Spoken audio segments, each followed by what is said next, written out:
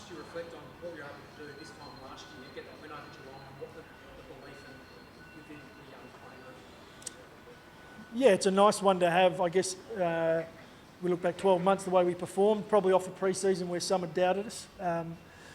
We're a young group, we're enthusiastic. I know we'll bring that enthusiasm, and we've trained really well throughout this pre-season. So as a coaching group, we look at our guys coming in, we're confident they'll come and perform. Now, at what level, there's added pressures. We play against a really strong opposition this weekend. The conditions are going to be perfect. As I said, we've trained harder than we ever have this pre-season. It's going to be 30 plus on the weekend. The heat suits us. We'd love it to be even hotter. It'll be a beautiful day at Adelaide Oval. We train there Wednesday. It's just outstanding, the deck. So the guys are excited about it. Our members and supporters should get along. We're footy's back.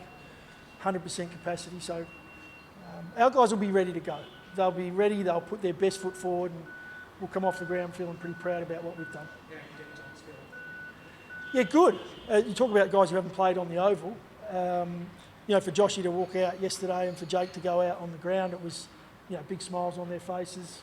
They're really looking forward to the challenge that comes next. These are guys who have been outstanding performers right throughout their junior years. Now they step into, another level again. Being drafted is a step, and then this is another one, playing your first game. So they're excited. I know they've got a great group around them that'll help them in their debut. He pulled up really well. Yeah, we were confident he would. We're really mindful of making too many big statements prior to a main session. We announced those guys post the session, and even that, as a coach, sort of fingers crossed you haven't put the mocker on anyone. You want to make sure those guys pull up well, but he's an ultimate pro. We were looking at our timings and trying to get it right coming into round one, and he'll be ready to go. So he's a really, really strong addition for us. Brings a dynamic that really adds to our groups. Adds to our group. It's really cream on top of what we've been working on. So I look forward to what he brings. The message to Josh and Jake is that just go out and enjoy. Is that the sort of message to all debutants, or do you tailor it to their specific developments? Yeah, that's the first message. And you probably come back to that one at the end as well. There's a little bit of detail in between around the expectation from teammates, what it is, what their role is at certain situations in the game. But overall, to overcomplicate the game, it's dangerous as a coach, especially for younger players. So they've done a lot of work on our game plan, like our values, the way we want to play. They've lived those now, and that's why they're in the side. They've got the respect of their teammates. So now it's just go and enjoy, go and play. The habits you've built over the last couple of months will put you in a good position. Watching those two, I'm confident they've both got the game to play at this level.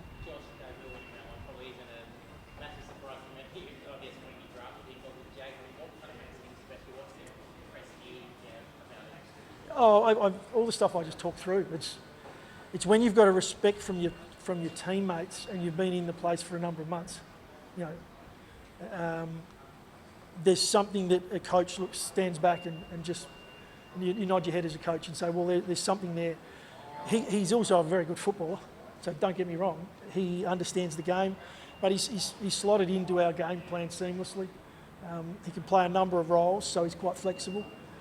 There's a lot of things we could talk all day if we really wanted, but these guys have got a big challenge ahead of them. This is another level up. When you go from pre-season into the main season and the season proper, the speed just ramps up. We've seen that the last couple of nights. It's been some outstanding footy. Did you really have to weigh up the pros and cons before you on June? We did, yeah, but that's going back months now. That's not something we decided on just this week.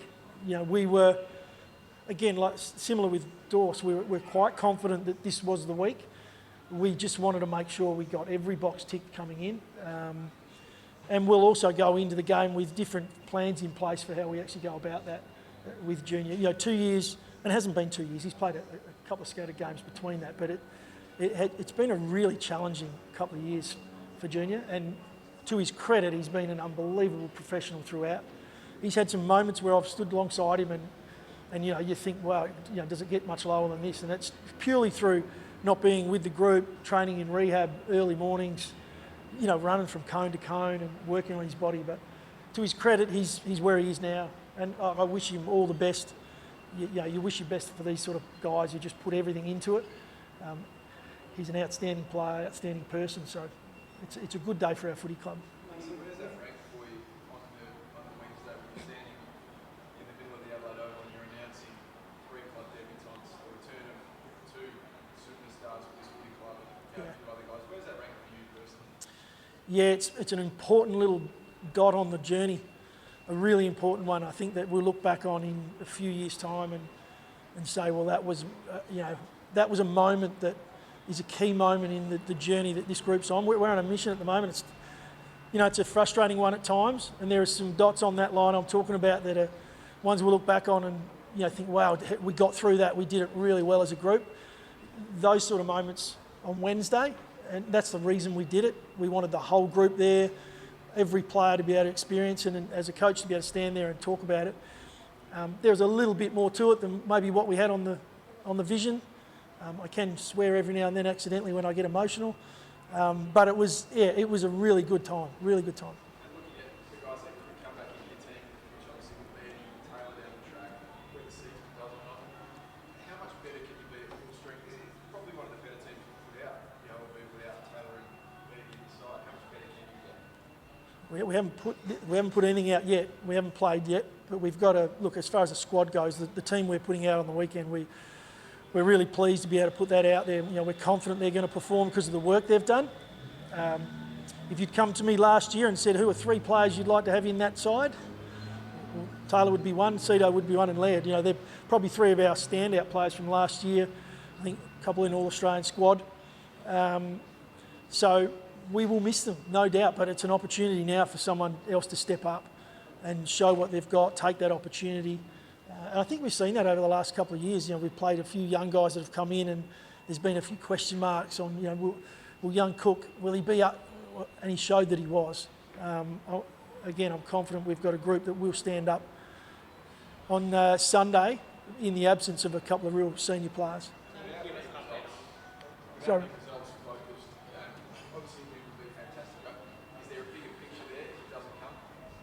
Sorry, without this. Without being results focused, the win be all and end all, is there a bigger picture if it doesn't happen, if the win doesn't happen in round 1? Is there a bigger picture for you and your players? Oh yeah, there's a lot more than just the result round 1. And that comes in when we talk selection and we plan for the season. It's amazing how it's a really dangerous thing for round 1 to become the be all and end all. And by no means is that round 1 this year any different to any other. We had a great start to last season. Well, that's last season. We're now in a position where we haven't won a game of footy this year. We come into round 1, we'd love to come out with a win.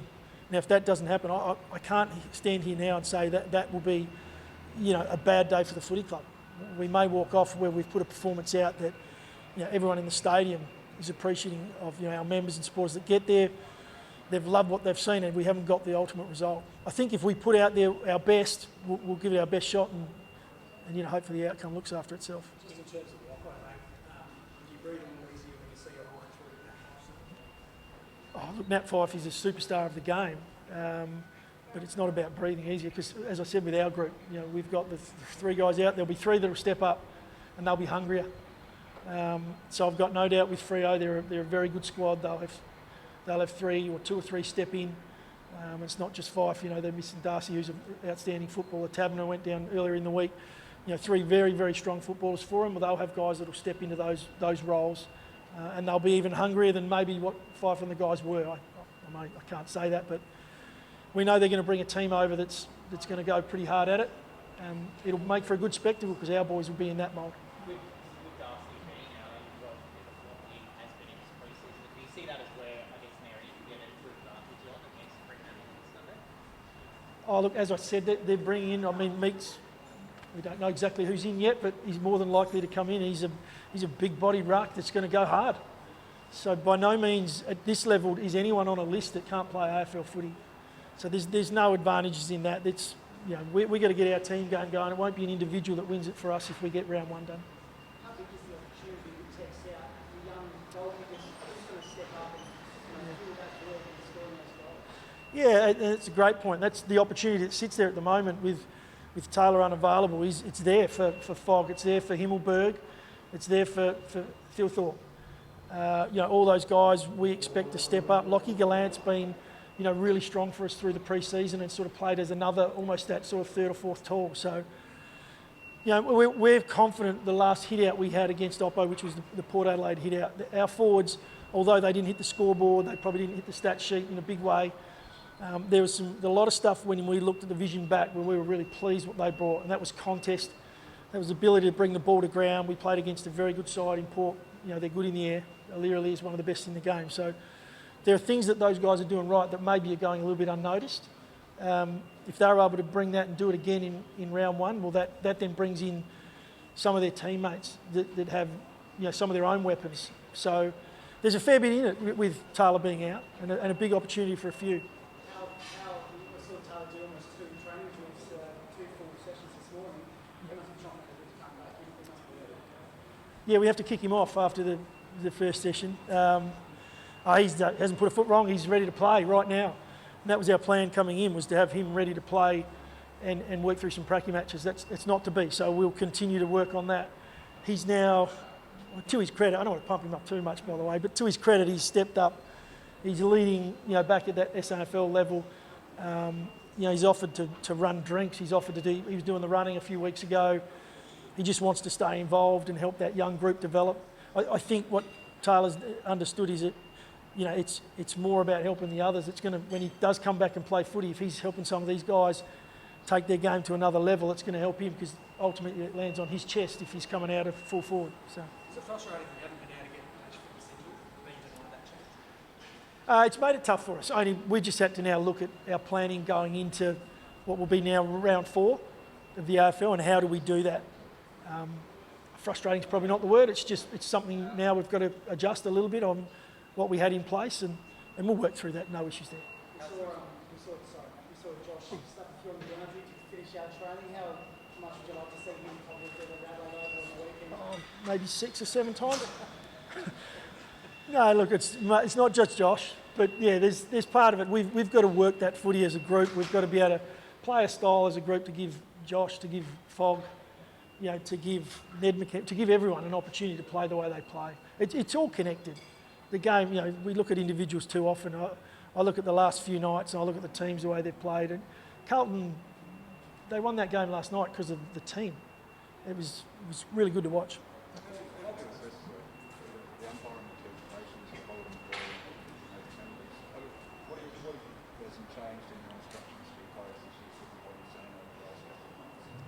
Well, look, from an instructional point of view, a couple of key things we've really worked on is balancing that aggression we expect as a footballer, so hitting hard for the ball and tackling, and balancing that with the aggression sometimes we show emotionally towards an umpire at times. That's been a big one, and it's one we need to have in our game. I think it's actually, we've already seen a shift in that space, so I think that's been a really good move, and it's one maybe earlier few were frustrated about, but I think it's something the game needs. The holding the ball I have no issue with. If you've got a prior opportunity to get rid of it and you don't, and you're then tackled, that's holding the ball. It's a pretty simple ruling. We work with our guys more around just let's go hard.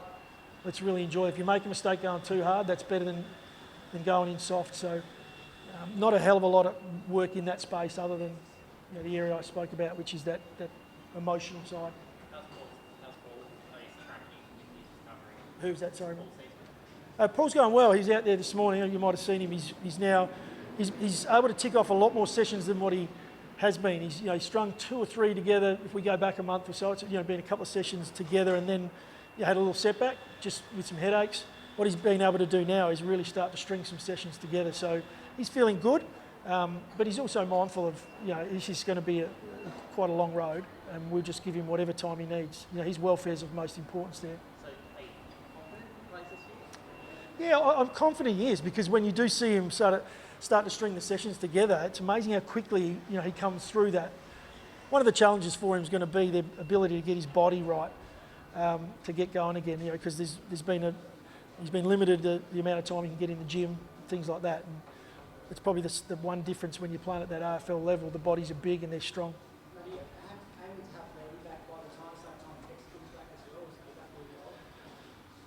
Oh, look, I'd love to have Laddie a lot earlier than that, to be honest. But at the same time, it's one I can't control when it comes to broken bones, and I don't have much healing power there. But he's feeling really good, and he's improved out of sight. So it's if you ask Laird, he's probably trying to get back round 2. But we've got to be realistic on that. It's a break in his hand, and he uses his hand a lot. At least when he's playing well, he does. So yeah, it could. I can't give you the exact time on that. It'll be one where we'll probably look at it each week and just see how he's progressing. But it's going to be a few more weeks. Maybe you talked about how hard it is to get a grasp on teams ahead of round 1. What are you expecting from the Dogs and what you're seeing in pre-season? Yeah, interesting one, that one, because it seems like there's less and less games coming into seasons than what we've had in previous years. But and with this year, we've seen Freo play West Coast a couple of times. So look, they're playing some great footy. They've had a couple of really good results, and when you look at the way they've been moving the ball, they do like to shift that footy and challenge you with the ball. It's going to be a big challenge for us. It's going to be part of, it's where the game may be won and lost.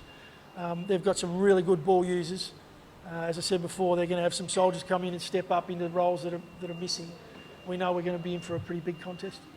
Just on Jay, you said you potentially said put him play. What's he like as what's his character like? What's he like as an individual since you've seen him come? Jakey Saligo.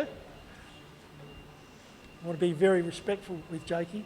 Jakey's just if you want a job done, and Jakey's going to do it. So he's a doer. There's some guys that can talk the talk, but he walks the walk. He's a young lad who just, what do you want from me, and I'll get it done for you. It's like a coach's dream, really. Just quickly back on the north, what role can you expect to play ever in the past? I've given you guys a hell of a lot. 6 on Wednesday, ins. I won't give you that one because for Junior, let's get him back playing some really good footy. I've seen him play outstanding footy at half forward. I've seen him play outstanding footy at half back, and he wants to play midfield. So I can tell you he won't ruck.